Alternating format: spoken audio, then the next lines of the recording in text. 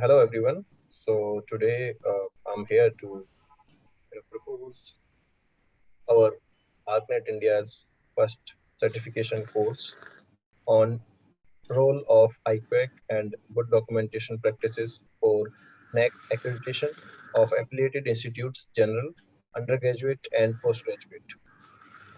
So first, let me tell you about Arcnet India.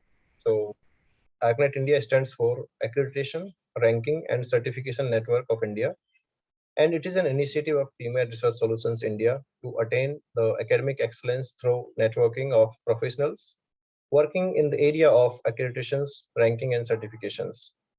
Our vision of Arcnet India is to achieve the academic excellence in higher education institutions through knowledge sharing and networking. Our mission is to help professionals of different domains who aspires to get good grades in NAC accreditations through online and offline training and Arcnet India's NACC process awareness initiatives. So let me tell you about this course, what we are going to propose, that is role of IQAC and good documentation practices for NAC accreditations for all UG and PG affiliated institutes. General. So this course is designed to make IQAC coordinators, directors, and faculty members to understand the significance of IQAC and know how of effective documentation process with standard operating procedures. So there are a lot to learn from the course content.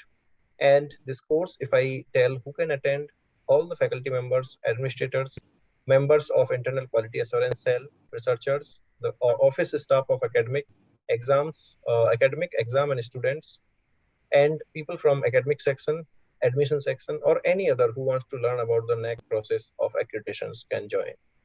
We have the resource persons, we have the team of resource persons from the eminent colleges, academias, and they are eminent administrators and academicians with the rich experience in assessment and accreditations.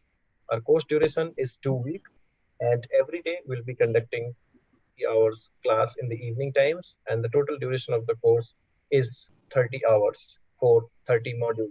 Course is going to start on 13th July 2022, and the last date of registration is extended now up to July 12th of 2022. So do hurry, get registered yourself because there are only limited intakes. We have only 100 seats to for this course, and you can register as soon as possible. So to get you through the syllabus, what we are going to teach and what we are going to take, what are the things we are going to cover. We have with us Professor Mahendra Singh Rathod, sir, who is the National President for Arcnet India Group, and sir is also working as principal at Gitanjali Institute of Pharmacy, Gitanjali University, Udaipur.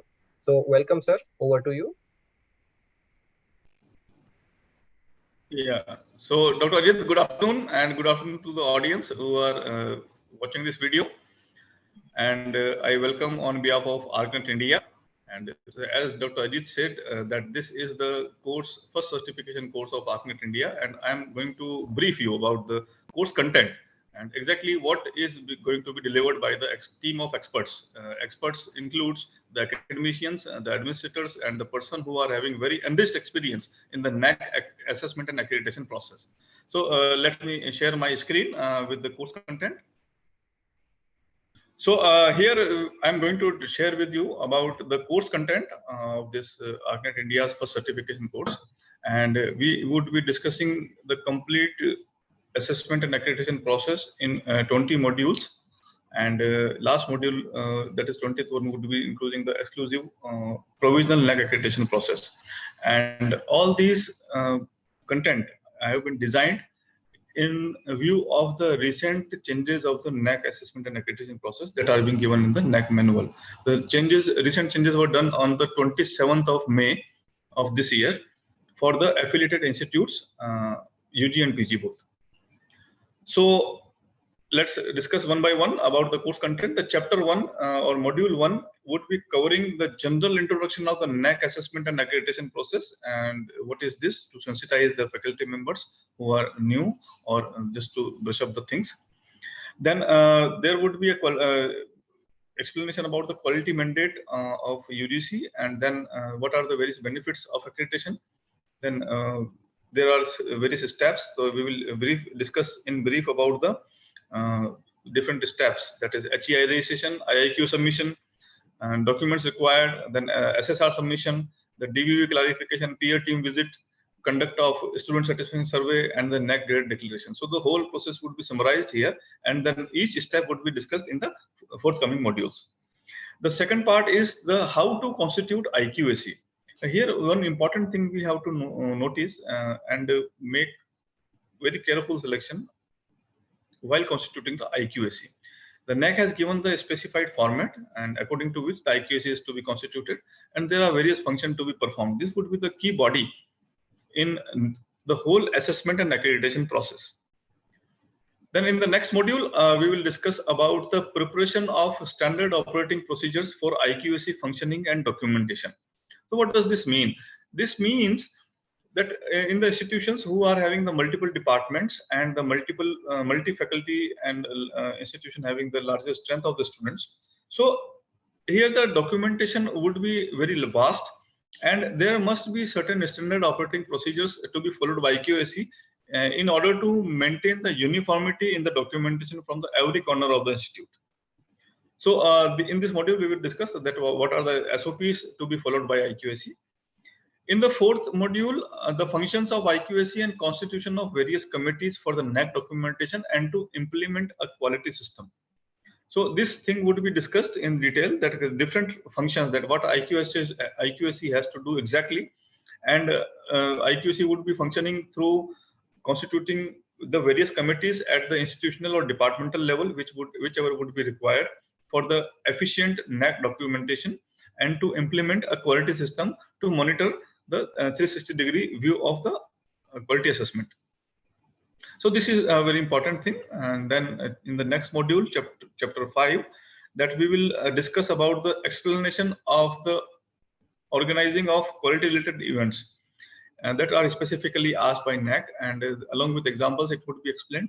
So here, what is the meaning of that? The IQAC has to regularly conduct certain type of events which are quality related only. The general there's a differentiation between the quality related events and the general events that are being conducted by the different departments or institution. So the specific, we will share with you the examples, what are the important things, and in the criteria 6 we have to mention that what are the activities being conducted by Naac in the specified format. Then in the module 6 we have to study about or learn about the conduct of academic and administrative audits and its documentation.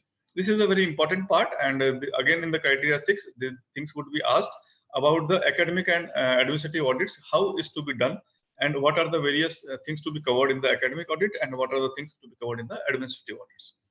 So these are the things that is to be done. Then in the 7th module, the feedback forms, its collection, the analysis of the data, then action taken report, and appropriate documentation from the Naac point of view is to be would be shared with all of you. The feedback forms would be shared. Then the methodology of collection of data, then how to analyze the sample reports. We will show you that what how the action taken report is to be maintained there. What are the how to make it authenticated and to be uploaded on the website in the manner. Then if the affiliating university is there, then what are the comments are required from them here. So all these things would be discussed here. Then in the next module, module 8, the documentation that are required for the registration on the HEI portal. So in the first module, we have shown you the things would be discussed in the nutshell, that we summarize form to give the overview of the complete Naac assessment and accreditation process steps. Here the steps would be dealt in detail, and the each and every document that is required for the registration would be shared in the module 8, and in the module 9 that documents requirement is specific for the different type of courses, for the different type of approvals, for the different type of things that are being asked, along with the supporting documents. So these things would be required for the IIQA, that is the institutional information for the quality assessment. So this is a very important part, because once the IIQA is being filled, and the data cannot be changed further, and based on the data filled in the IIQA, the rest of the SSR calculation would be done on certain criteria. So that we will show you in detail that what are the cares to be taken while filling the IIQA. Then there are 7 criteria. All of we are knowing that Naac has divided the whole questions in the 7 criteria, and each of the criteria would be dealt in detail along with the documentation required and what are the things, benchmarks to be taken care of. All the things would be discussed from criteria 1 to 7 in the 7 modules. Then in the module 17, there are certain best practices to be adopted, and any 2 practices the institution has to show that they consider as a best practice. And for them, they have to show that what is the practice, what is the methodology, what is the outcome of the practice, why we are calling this as a best practice. All these things are to be discussed here. Then in the criteria, module 18, there would be when the peer team would be visiting the institute, then what are the important concerns that are to be taken care of during the peer team visit, that would be discussed in this module 18. In module 19, once the peer team is there at the institution, the peer team, the first task that peer team asks from the institute is that the head of the institution, either principal or director, has to give a presentation which will cover the 360-degree view of the institutional functioning of the on the various aspects of the quality. So, what are the contents of the presentation? This is to be shared here, and this would be discussed in detail with the sample presentation. And Yes, in the last module, there would be exclusive provisional Naac accreditation module, and in this we will discuss what is the meaning of provisional Naac accreditation, and whether the institution should go for the provisional accreditation or should go the full-fledged Naac assessment and accreditation. So all these things would be discussed.